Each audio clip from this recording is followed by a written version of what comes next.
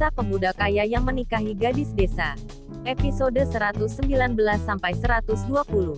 Ketika Eza sampai di atas gedung, dia tidak sengaja mendengar suara seorang perempuan sedang berbicara dengan lembut melalui telepon. "Ida, terima kasih sudah mau menjaga Faiza untukku. Katakan padanya aku akan segera kembali." "Ya udah, aku akan tutup dulu. Assalamualaikum." Eza terkejut mendengar suara lembut itu.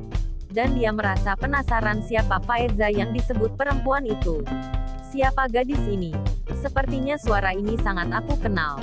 Suara gadis yang 4 tahun lalu pernah aku lihat ketika aku terbangun dari tidurku di pagi hari. Apakah ini dia? Karena penasaran, Eza langsung mendekat ke arah suara. Seketika itu dia kaget karena yang dia lihat adalah Black Cadar. "Mutiara," kata Eza. Mutiara langsung berbalik melihat Eza. "Sudah aku duga. David melakukannya untukmu." Eza semakin penasaran. Kini bukan hanya Alvin yang tampak dekat dengan Mutiara, tapi sekarang malah kakaknya juga terlibat. Sebenarnya ada urusan apa mereka bertiga?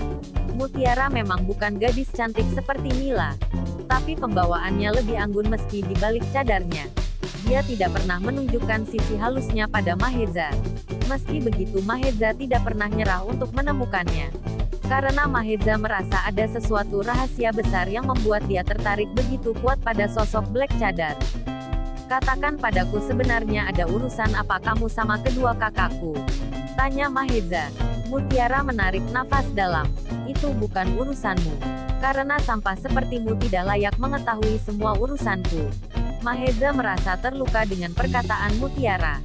Entah apa salahnya sehingga Mutiara tampak begitu jijik dengannya. Tapi di lain sisi, bukankah dia ditugaskan untuk membunuhnya, tapi kenapa malah dia terlihat sering membantu Maheza? "Mutiara, mungkin memang benar aku sampah.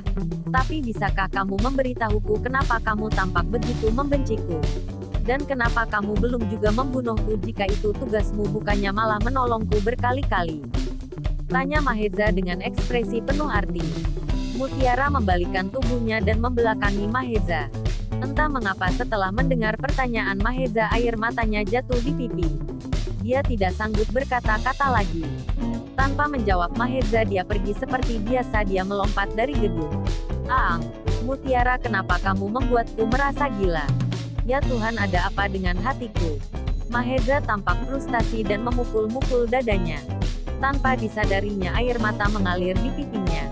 Hari itu acara besar telah usai. Alvin dan Anna kembali ke rumah mereka. Sedang Mila dibawa pergi entah kemana oleh David. Di dalam mobil, Anna melirik Alvin yang sedang sibuk menyetir. "Budi, apakah menurutmu Mila akan baik-baik saja kita biarkan bersama David?" Alvin tersenyum licik. "Tenang saja sayang. David tidak akan macam-macam sama Mila." Anna nampak cemberut. Tapi aku kok tidak tenang ya? Secara mereka kan orang dewasa yang normal. Bagaimana kalau mereka sampai kecolongan? Bukankah kamu tahu sendiri kalau tidak baik dua orang berbeda jenis berduaan, karena yang ketiga pasti setan?" Alvin menjepit alisnya. Dia lupa kalau istrinya begitu patuh dengan aturan agama. Bahkan dia nampak begitu khawatir sama Mila. "Sayang, tenang ya. Aku percaya sama David. Dia tidak akan menghancurkan masa depan Mila.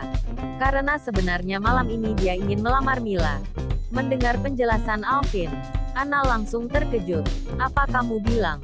Alvin melirik Anna lagi. "Kenapa kamu terkejut begitu sayang?" Petik 2. Memangnya David cinta sama Mila? Tapi aku rasa tidak.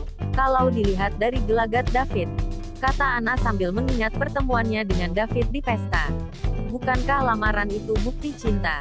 tanya Alvin. "Ya, lelaki harus setegas itu. Kalau emang cinta dan serius, segera lamar. Jika tidak, ya jangan memberikan janji apapun," jawab Anna datar. "Jadi bukankah sudah jelas bagaimana perasaan David pada Mila sekarang?" tanya Alvin lagi. Anna menarik nafasnya dan kembali membuka mulutnya. "Iya, kamu benar," jawab Anna. "Aduh, ini pasti akan menjadi masalah besar. Dan mungkin akan membuat mereka kesulitan, dan mungkin juga apa yang dialami oleh ibu David akan terulang pada Mila atau sebaliknya."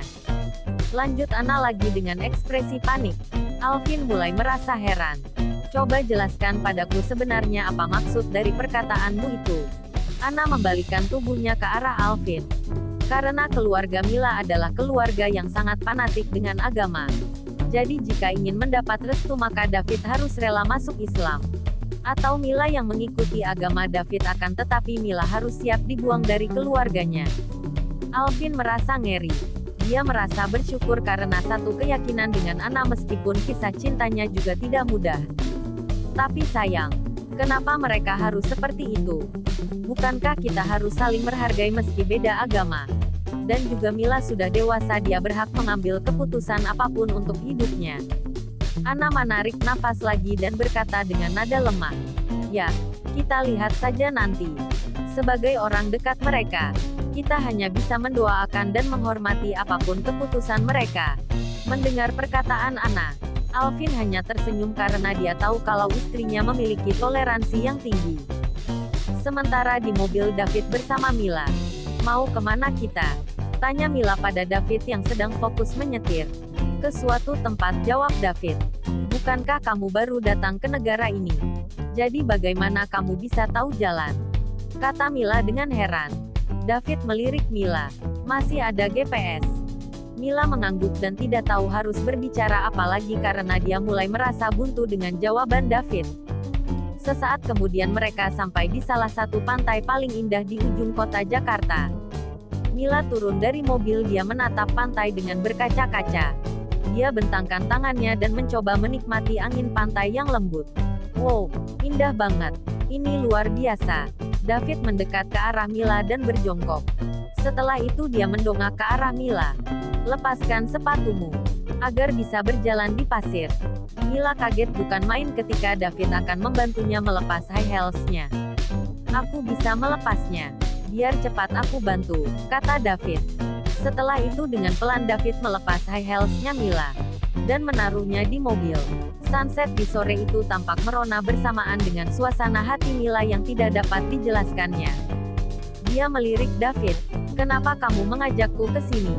"Aku ada kejutan buatmu," kata David masih tanpa ekspresi. Mila mulai penasaran. "Apa? Kejutan untukku? Apa itu?"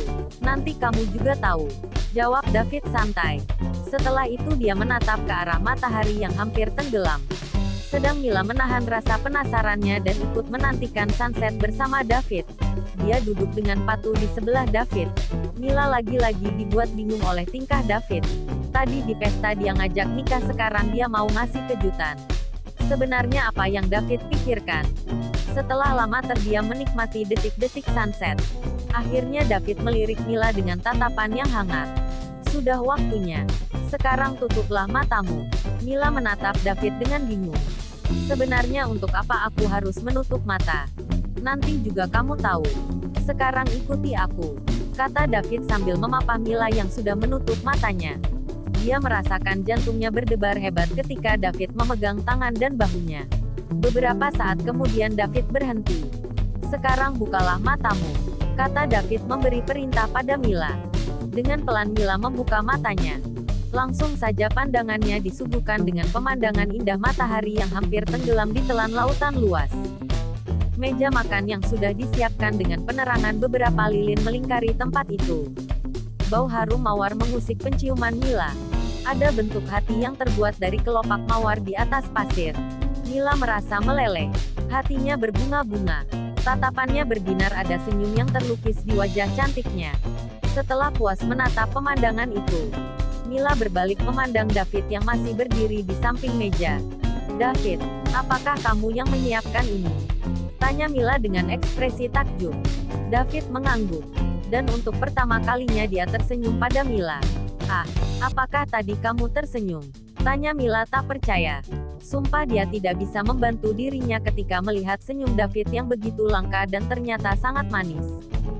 "Apakah ini yang dimaksud berlian yang tersembunyi di dalam tanah? Apa kamu terpesona?"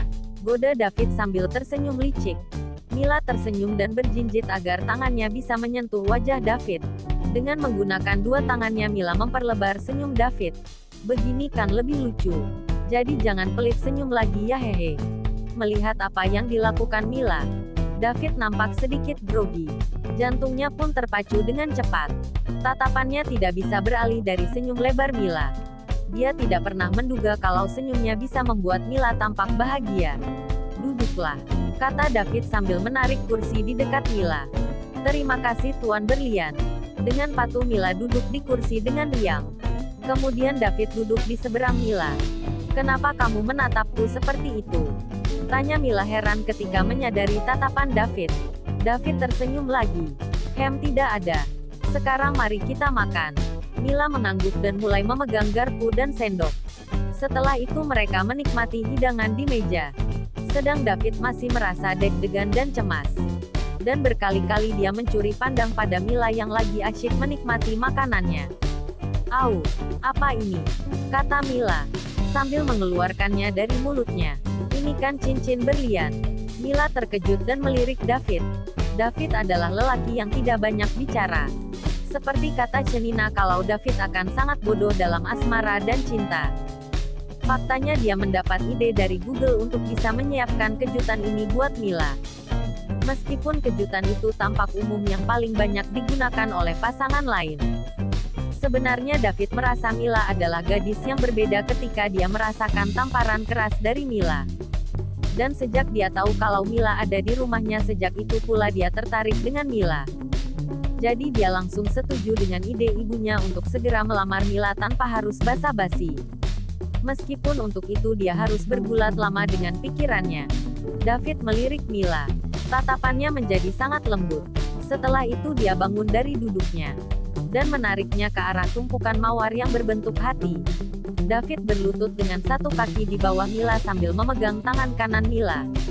David mendongak dengan tatapan lembut. Dia berkata dengan lantang sebagaimana seorang lelaki.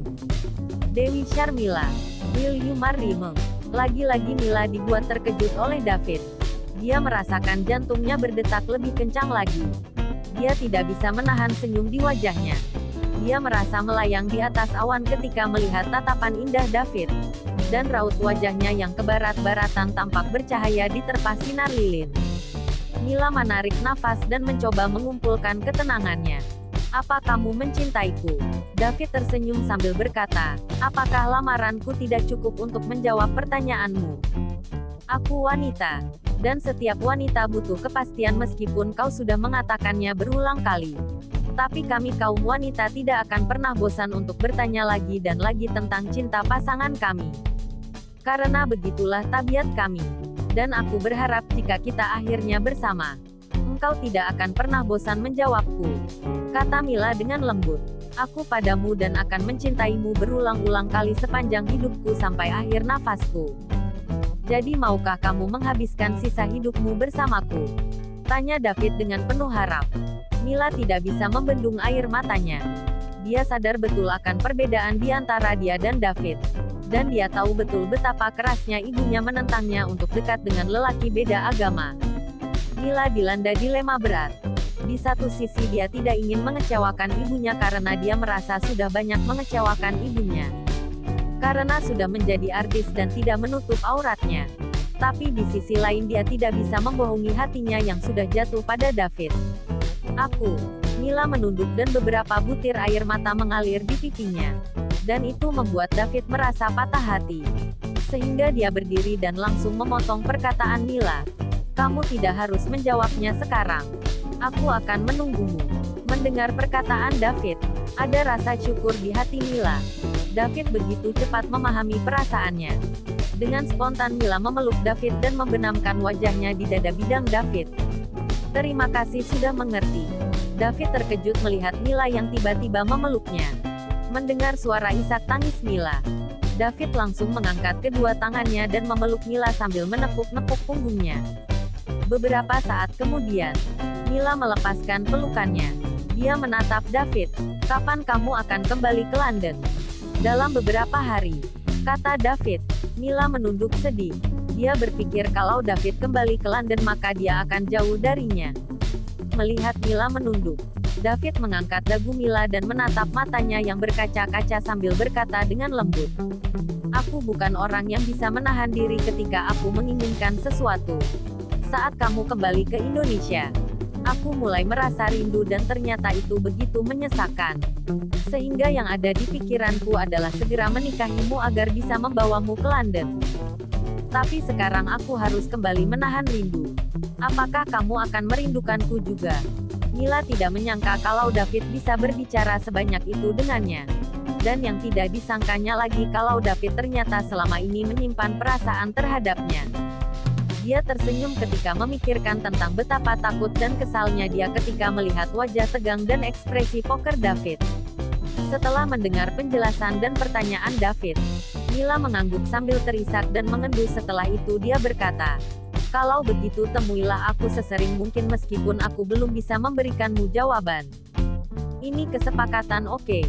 David mengangguk sambil menyeka air mata Mila dengan lembut. Setelah itu David memeluk Mila kembali dengan lebih erat lagi. Bersambung.